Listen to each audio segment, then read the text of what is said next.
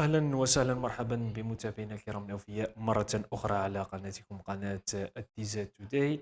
إذا متابعينا الكرام، في آخر الأخبار والتطورات والمستجدات على الساحة السياسية والدولية. متابعينا الكرام، كما راكم تشوفوا الأحداث العالمية على شفا صفيح ساخن.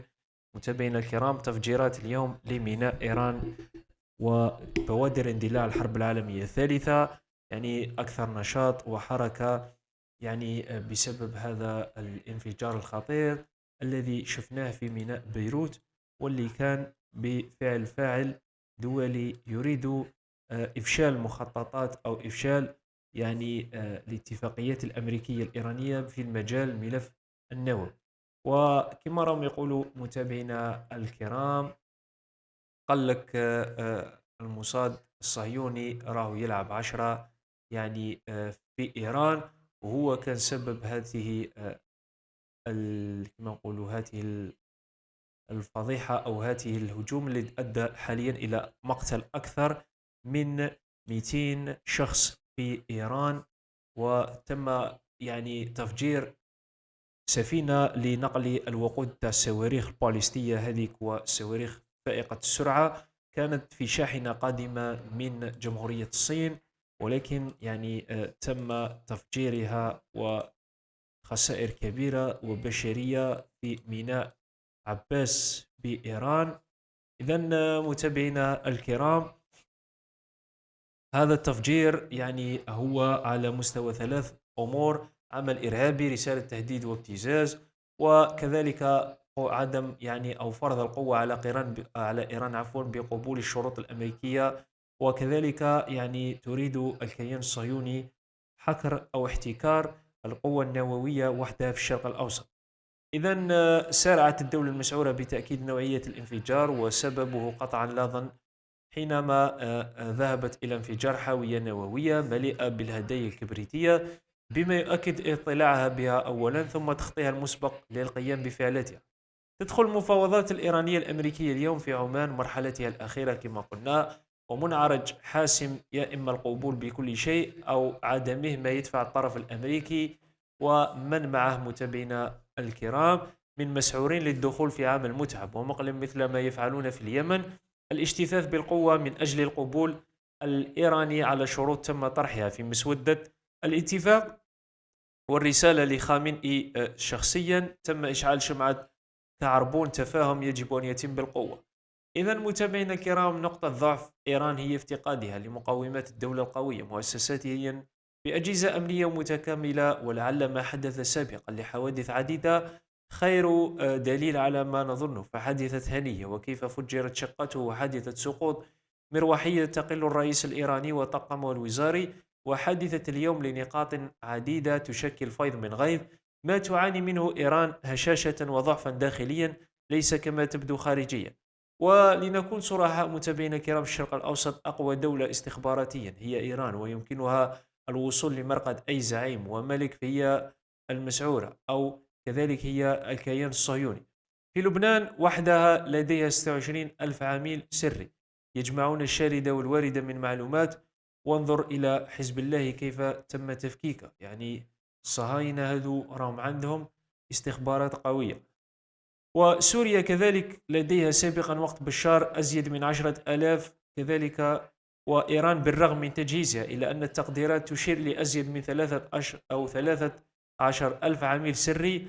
لهذا كل العلماء الإيرانيين تم تصفيتهم، خاصة العاملين في مجال التكنولوجيا النووية، واللي راهم يساهموا في تطوير البرنامج الإيراني النووي. إذا بعملها هذا اليوم متابعينا الكرام، الكيان الصهيوني يريد إخراج إيران من المفاوضات وتركيعها للهرولة نحو القبول بشروط تعجيزية التي قد تحرمها تماما من ملفها النووي. كذلك متابعينا الكرام، مشرع صاري في هذه الأثناء الهند وباكستان كذلك الوضع بينهم يزداد سخونة متابعينا الكرام.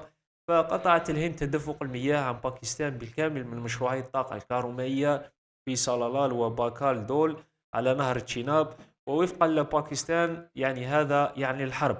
ولعلمكم أن يقدر النسمة الهندية حوالي يعني مليار و300 مليون نسمة أو 200 مليون نسمة، بينما في الجانب الباكستاني يوجد حوالي 140 مليون نسمة فقط. انظروا إلى حجم يعني المقارنة بين من السكان تاع البلدين، ولكن الباكستانيين عندهم الخبرة في المجال الطيران والطائرات النفاثة، عكس الإيرانيين اللي خبرتهم، أو عفوا الهنديين اللي خبرتهم محتشمة في هذا الوضع.